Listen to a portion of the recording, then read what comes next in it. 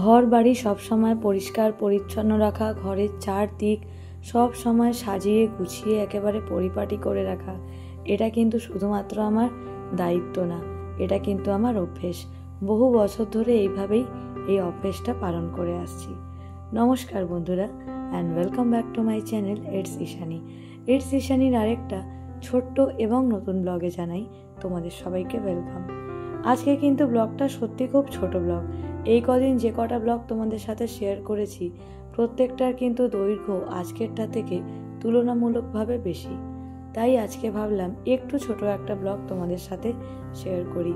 প্রত্যেক দিনের সব কাজ আজকে তোমাদের সাথে তুলে ধরলাম না, কিছু কিছু কাজ আজকে তোমাদের সাথে তুলে ধরলাম। আর আজকে কিন্তু একটা খুব স্পেশাল জিনিস রান্না করেছি।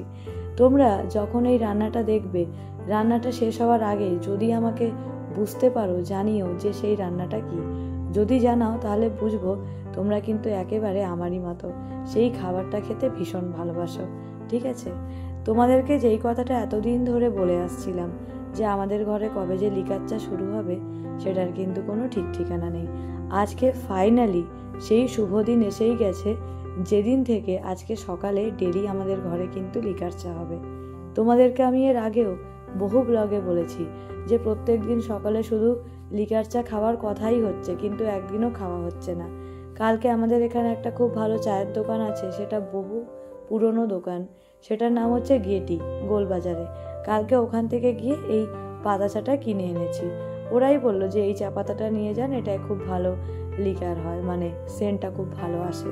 সেই জন্য এটা কালকে গিয়ে নিয়ে এসছি। আর আজকের থেকে সকালে একেবারে অফিসিয়ালি লিকার চা শুরু হয়ে গেল।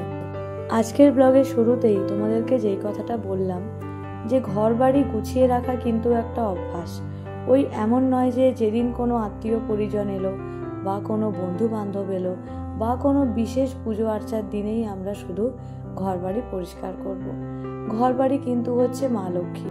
ঘর বাড়ি গুছিয়ে রাখলে একাধারে যেরকম আমাদের মন মস্তিষ্কে একটা পজিটিভিটি বিরাজ করবে, সেরকম কিন্তু আমাদের ঘরে সবসময় আয়, উন্নতি, সুখ, শান্তি এসব একেবারে বজায় থাকবে।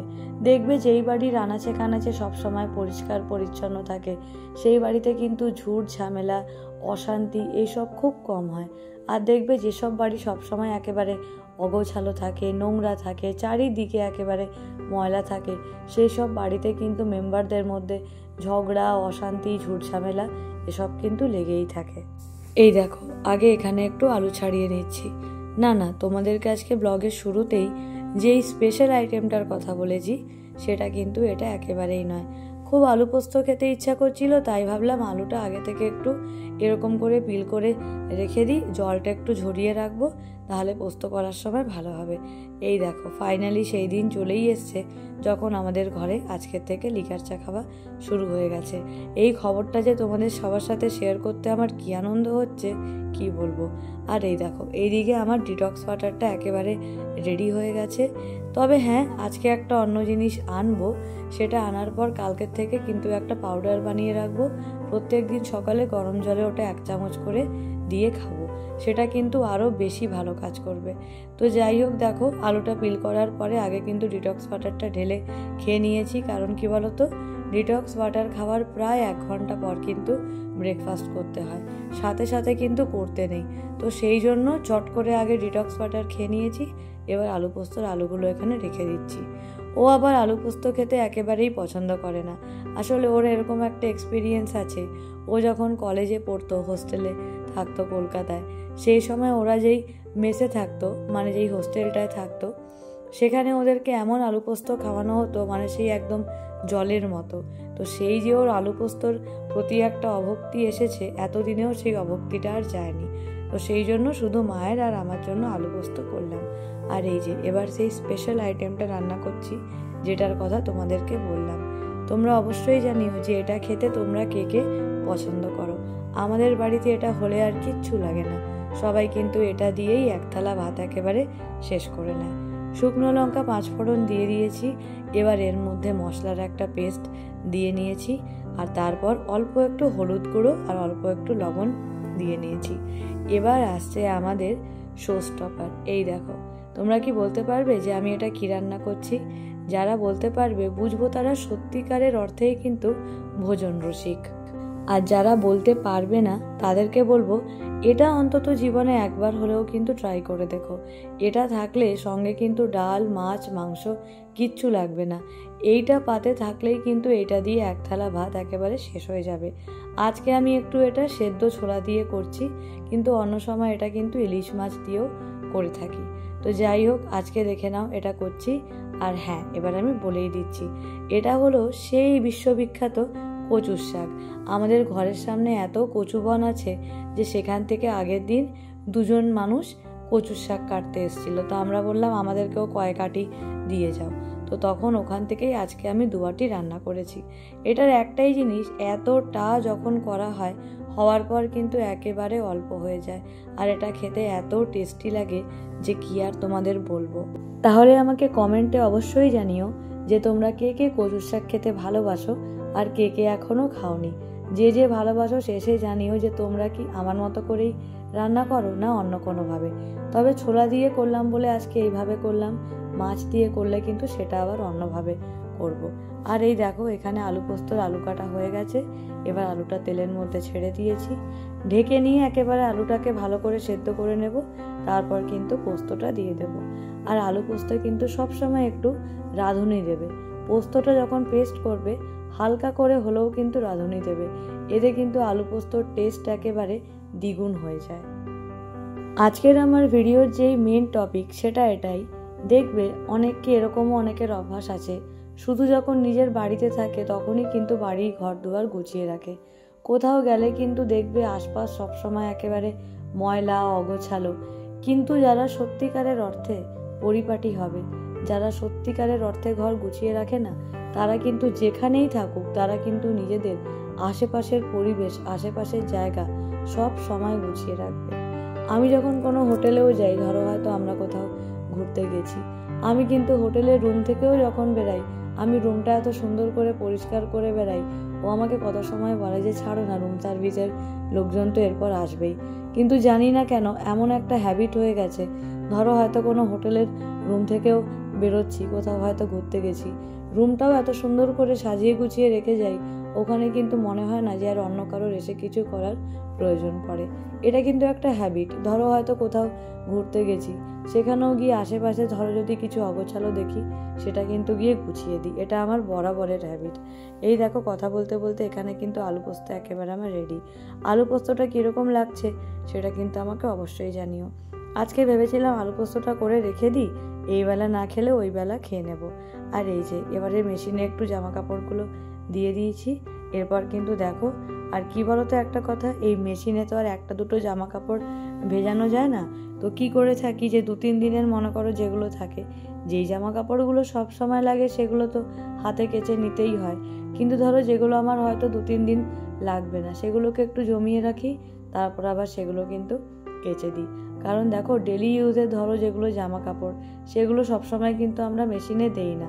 আবার ধরো যেরকম হচ্ছে লেগিংস বা ধরো হয়তো ঘরে পরার ছেলেদের গেঞ্জি, যেগুলো হয়তো একটু নীল দিয়ে কাচতে হবে, সেগুলো আবার কিন্তু এই মেশিনের মধ্যে আমরা দেই না। তো যাই হোক, আজকে সবার আগে রান্নাটাই করে নিয়েছিলাম, কারণ একটাই কথা মাথায় চলছিল যে রান্না করার পর যদি সময় না পাই, সে না হয় ডাস্টিংয়ের কাজটা পরে করলেও হবে, কিন্তু রান্নাটা আগে করি। তো যাই হোক, রান্না একেবারে কমপ্লিট, কাপড়গুলো একেবারে দিয়ে দিয়েছি মেশিনে। আর এরপর এসে টুকটাক কিছু জামা কাপড় ছিল সেগুলো একটু ভাঁজ করে নিচ্ছিলাম। কাল আবার আরেকটা স্পেশাল আইটেম রান্না করব, সেটাও কিন্তু তোমরা নিশ্চয়ই জানিও যে তোমাদের সবার সেই আইটেমটা কীরকম লাগলো। এই কদিন একেবারে কিন্তু সব নিরামিষের ওপরেই রান্না করছি। জানি না কেন কিছুদিন হলো একেবারে আমিষ খেতে ইচ্ছা করছে না। হয়তো করবে, সে আবার না হয় 2-3 দিন পর কিছু আমিষ খাবো, কিন্তু এই মুহূর্তে এখন 1-2 দিন একদম আমিষ খেতে ইচ্ছা করছে না। সেই জন্য কিন্তু একটু নিরামিষের ওপরই আছি।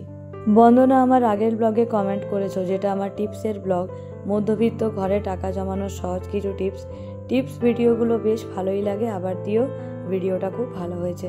থ্যাংক ইউ বন্দনা। বন্ধু, তুমি এভাবেই কিন্তু পাশে থেকো, ভালোবাসা নিও। তারপর সে আমার আগের ভিডিওয়ে কমেন্ট করেছো, আমিও তোমার মতো অনেকগুলি মেনে চলি। কি বলো তো, আমরা তো সবাই মিডল ক্লাস, আমরা যদি কিছু কিছু উপায় মেনে না চলি তাহলে কিন্তু আমরা কোনোদিনই সুখের মুখ দেখতে পারবো না।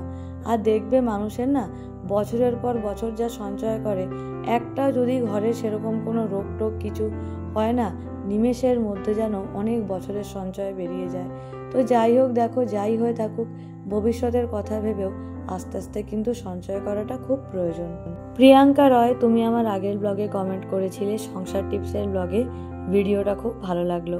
থ্যাংক ইউ প্রিয়াঙ্কা, তুমি মনে হয় আমার এই পরিবারে আমার নতুন বন্ধু হয়ে পাশে থেকো, ভালোবাসা নিও। আচ্ছা বন্দনা আমার আগের একটা টিপসের ব্লগে কিন্তু এটাও কমেন্ট করেছিলে যে নিজের মন ভালো রাখার টিপসের ব্লগে যে গানটা দারুণ লাগছে। Thank you so much. ব্লগটা এতজন দেখেছে কিন্তু গানের কথা একমাত্র তুমিই বললে, আমার খুব ভালো লাগলো। গান করতে কিন্তু বরাবরই ভীষণ ভালোবাসি, কিন্তু ব্লগে কোনোদিন শেয়ার করা হয় না, এই প্রথমবার শেয়ার করলাম। অনন্ত কুমার, আপনিও আমার আগের ব্লগে কমেন্ট করেছিলেন যে প্রচণ্ড ভালো লাগলো, gardening maintenance very important. Thank you so much, এইভাবেই পাশে থাকবেন। উত্তরা কনরাড, তুমিও আমার আগের ব্লগে কমেন্ট করেছিলে খুব সুন্দর হয়েছে আজকের ভিডিওটা, অনেক অনেক ভালোবাসা রইল। বন্ধু, তুমিও আমার ভালোবাসা নিও আর এভাবেই কিন্তু পাশে থেকো। তবে তোমাদের সবাইকে আমি আজকের ব্লগে একটা কথা একটু জানিয়ে দিতে চাই। আমি যেই সময়টা স্কুলে যাই, যেহেতু আমার ওই সময়টা বেরানোর থাকে, আমার ওই সময়টা ভিডিও আপলোড করতে গেলে খুব অসুবিধা হয়ে যাচ্ছে। আমি সেই জন্য দুপুরের দিকে ভিডিওটা আপলোড করে দেব, ঠিক আছে? কারণ আমি ভিডিও আগে থেকে সব কিছু করেই রাখি, জাস্ট একটা ক্লিক করলেই আমার ভিডিও আপলোড হয়ে যায়। তো আমি সেটা কিছুক্ষণ পরে আপলোড করে দেব, তোমরা নিজেদের সময় মতো দেখে নিও।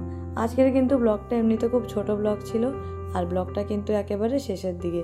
যেই কথাটা সবসময় বলার, যে ঘর বাড়ি কিন্তু সবসময় গুছিয়ে রাখতে হবে। এটা কিন্তু একদিনের বা 1 ঘন্টার কোনো প্রসেস না, এটা কিন্তু একটা দীর্ঘ মেয়াদি কৌশল, যেই কৌশলের ফলে আমাদের ঘরে সবসময় সুখ শান্তি বজায় থাকবে। আর আমি এরকম টিপস রিলেটেড আরও অনেক ব্লগ নিয়ে আসব সামনের দিনে, আশা করি তোমাদের সবার সেগুলো ভালো লাগবে। আমার আগের মধ্যবিত্ত ফ্যামিলির সংসার টিপসগুলো তোমাদের সবার কীরকম লেগেছে সেটাও কিন্তু আমাকে জানাতে একেবারেই ভুলো না। আমি নিজে যেগুলো সবসময় মেনটেন করে চলি সেগুলোই কিন্তু তোমাদের সাথে আমি শেয়ার করেছি। আশা করি আমার যেই টিপসগুলো ফলো করে কাজে দিয়েছে, তোমাদেরও আশা করি সেগুলো ফলো করে কিছু হলেও তোমরা উপকার পাবে। যদি পাও তাহলে বুঝবো ব্লগ বানানোটা সার্থক হয়েছে। আর এই দেখো, সেই আমার কচুর শাক, যেটা আজকে সকাল থেকে এতক্ষণ সময় নিয়ে বানাচ্ছিলাম। দেখো দেখতে কি ভালো লাগছে না, একেবারে লোভনীয়। তো যাই হোক, আজকে ব্লগটা আমি এখানেই শেষ করছি। সবাই খুব ভালো থেকো, সুস্থ থেকো, আর অবশ্যই দেখতে থেকো ইটস ঈশানী। টাটা।